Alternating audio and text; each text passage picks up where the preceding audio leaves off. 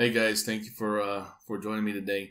I got I got some tips for you today. We're going to talk about a couple of things. Um, First of all, the two biggest struggles in bass fishing. A lot of questions that I get on the website and through emails is number one on how do I find bass, and then number two, knowing which lures to use. So we're going to talk a little bit about that, and then I'm going to give you a tip that you can implement today that's going to help you save time and should help increase your chances of catching bass. So we're gonna do that, but first a quick introduction, guys, so you know who's talking to you, exactly who I am, and what I got going on. So my name is Raul Rodriguez, and I am not a pro angler or a tournament angler or anything like that. Okay, just right off the bat. I own bassfishingsource.com. That's where I work. That's what I work on. That's not where I work, but that's what I work on. And that's where maybe you found a way to this little presentation here. I'm just an average Joe with a job and a family. I got a full-time job. Bass Fishing Source is what I do in my spare time along with fishing. I got several responsibilities, just like you probably do. Wife and 3 kids, older kids. My youngest is 10, my oldest is 20. And I got one right in the middle that's 15. So, I got several things pulling at me. I fish as much as I can, but it's never enough, right? So with all the things, all the responsibilities, I try to get out there and fish as much as I can. Enjoy my time. I enjoy fishing. I have a passion for fishing. It's just something I really enjoy, just being outdoors and just the thrill of catching fish, especially when it comes to largemouth, because it's not always the easiest thing to do. But because I have all these responsibilities and I'm tied up with all these things, like most of us are, I like to make good use of whatever fishing time I do get, right? So I try to focus on a system or having a plan that's going to be able to put me on some fish more often than not. I mean, we're always going to have those days where, we get skunked, we don't get anything. But I want to really go out there and be able to, especially if my kids are with me, later on, grandkids maybe, I want to be able to put them on fish. That's how they're going to enjoy it. If you don't catch fish, it's not going to be so enjoyable. They're going to wonder why the heck they're out here, why I'm always out there. So I like to focus on a system and a plan that's going to get me on fish so I can catch more fish and reduce the frustration, right? I think most of us would agree with that. Like I said, I have a passion for fishing. I like to get out there, be able to get on some bass and try different methods and different things to catch those fish. And that way my kids will enjoy it and have a good time also.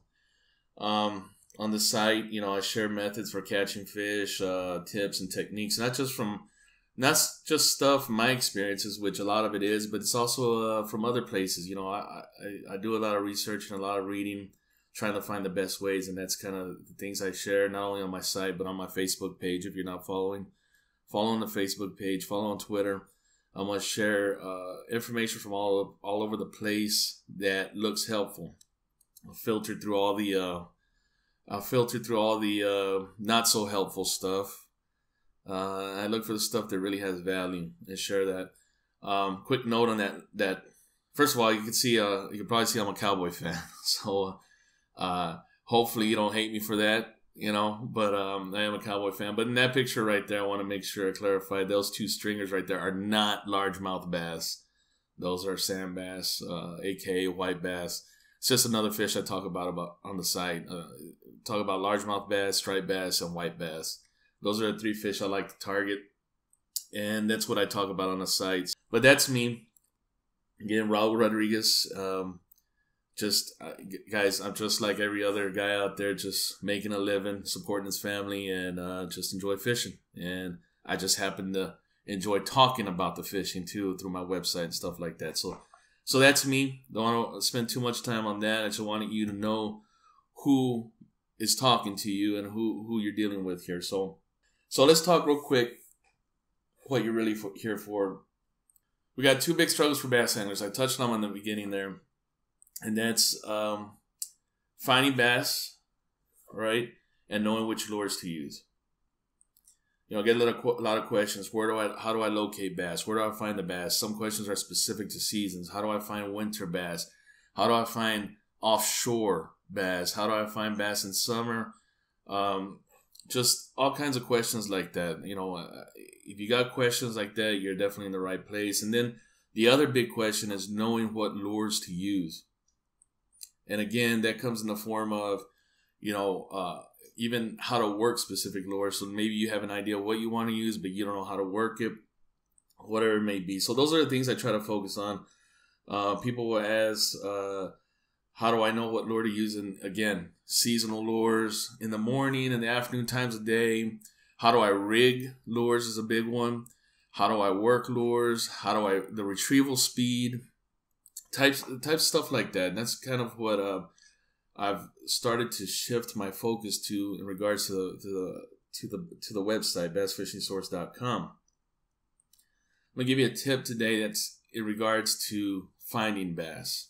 Okay, so what we're gonna talk about is using topographic maps to find potential hotspots. All right, so that's today's tip regarding finding bass. So real quickly, topo maps, there's different types of topographic maps. You got the classic paper map. There you see the picture. You can find these in any sporting goods store. They're specific to a certain lake. You can see all the different ones here in Texas. Depending on your location, you'll have different types of maps for different lakes in your area. So these topographic maps, they're easy to mark. You can make your own marks on them. You can, points of interest, points that you've had success once you go out, and you can make your own marks. The good thing about these, they fold out, and you can get a complete view of the entire lake. There's a lot of information on them. The most important information being the contour lines that kind of show the structure of the lake and the way it's made up. And then depth. You see the different depths on there. Also these days, and we have for a while now, we got digital maps. These maps, they're updated probably more than the paper maps, because they're just the manufacturers, the vendors who have these maps are able to update them, push out software updates and so forth and so on. So if there's anything to update, they'll probably be updated quicker than the paper maps. Once you buy that paper map, it's not going to be updated. So that's a good thing about digital maps. You can zoom in, so you can see the whole lake there in that digital map. It's kind of hard to see, but you can zoom in and zero in on certain spots. And you can also make notes on these too, depending where you're using them, whether it's the PC or on your phone or whatever. But obviously they're highly portable. I think maybe the thing that comes to mind most is the digital maps that you find on some fish finders or sonars on boats, but that's not it. These maps right here, I'm about to show you one that I pull up online on my PC. I'm working on my computer right now. And, you pull them up on there, and I also have it on my phone. My phone's an iPhone. I'm sure they're available on the Android through Navionics. If you got questions about that, hit me up. I can try to help out, but that's what I use also. So we're going to talk more about those than we really are about the ones on your fish finder, if you may have that, because not all of us are lucky enough to have a boat. Or if you're like me, your boat is out of commission. My boat's been out of commission, so I've been tied to the shore, to the banks here lately. So still got to make use, even if you're a shore angler. So that's what we're going to talk about today. I'm going to give you a tip on how to use topographic maps. Well, the first tip is you should be using topographic maps when you're going out fishing, right? So I'm going to show you real quick. We're going to go through a topographic map right now. All right, so I have pulled up, you can see the address up here, webapp.navionics.com. When you pull that up, it should bring up your area. If not, you can just look for it. If there's a particular body of water that you're looking for, you can hit the search button right here and find what you're looking for. But I'm just going to zoom in, and let's see. We'll go to Lake Worth right here. just take a look at that.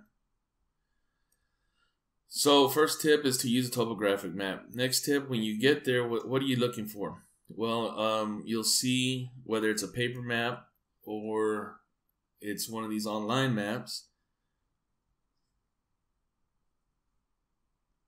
You'll see here, there's a boat ramp marked right here. So we start planning our fishing trip. That's the boat ramp. Here's the highway. That's the boat ramp I'm going to go in on. So all these lines right here, this is this is how you read the map, right? And then you take any other information that's available. In this one, we have pilings that are marked. We have emergent vegetation. We have some marks that are put here where you click on them, you can kind of see what they say. This one's going to be a hump, and you can tell that's what a hump looks like on a topographic map. So for our boat anglers, you know, if I'm going to put in right here, the first thing that catches my eye, first of all, is all these pilings. We're looking for bass, though. That might be a good area to start crappie fishing. But if I'm thinking bass, right away, straight across here, this catches my eye. I got a point here, a good point. All right, it has a flat area in the middle. All right, and here's another kind of an underwater point here. And there's also boat docks with shallow water here. So this might be a good area if I'm starting to look at stuff and looking at a map, and I'm putting in right there. I'm looking, man, you know what? I'm going to target this area real quick. I'm going to fish around this point. You know, I'm going to see what's there, and then I'm going to start hitting up these docks. Kind of go in here and see, I got a little hole here, maybe some flat area coming off of here. So really, this is what catches my attention first. And that's how you should be looking at these. Just kind of looking for areas. Maybe, of course, guys, this is all dependent. There's so many factors. First of all, let me back up. Structure. You heard me talk about structure. You know, I won't get too much into it. Then this video will get really long. I just wanted to give you a tip about using topographic maps. But as far as structure and cover is concerned, you can learn more about that on the website. I also have an ebook out there that I have out there that really dives into those things. The other thing is the time of year. Some of this is going to be dependent on the time of year. You know, maybe it isn't a good time to target this point or these shallow areas. If it's the dead heat of summer, you've decided to go in, you know, in the middle of the day. You know, those bass are going to be a little bit deeper. There's a lot, like I said, there's so much to factor in, and that's part of the reason why I have the website. Like I said, I also have an ebook that covers more of those seasonal conditions, structure cover, and kind of where you're looking for bass in those times of years. Basically, more about the water temps than anything else. But again, depending on the type of year, maybe you're going to target this hump instead. You know, it's summer or it's winter and the fish are deep. There's a good piece of structure out in the middle of the lake to target bass.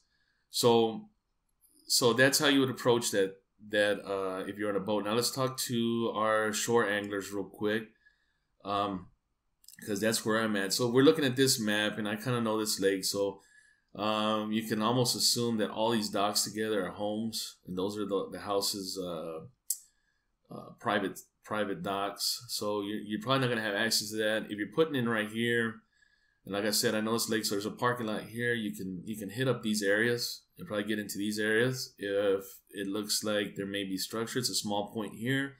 Might be able to try there. But if you're looking at your local lake and you're looking for a place to fish from the bank, you know, I'm going to zoom out. You know, you kind of want to, you skip over all these docks because that's going to be houses. So if I'm going along here, where can I put in? Where can I fish from the bank? And I start looking, I see all these, and then I come to an area right here, and this looks bare right here, right? It looks, all these lines kind of show a drop-off, a quick drop-off that looks close to shore. So this looks like a good spot. So let's zoom in right there and see what we got. So I have a road here that's going to kind of lead me to believe that I might be able to access this. There's no private docks around here, so hopefully this is an area I can get to from the bank. It drops off pretty quick. So I can bring my bait casters out here, and if I wanted to get further out, you know, I can bring my spinning rod and reel, and maybe toss out a drop shot a little further out into these areas and see what I can get.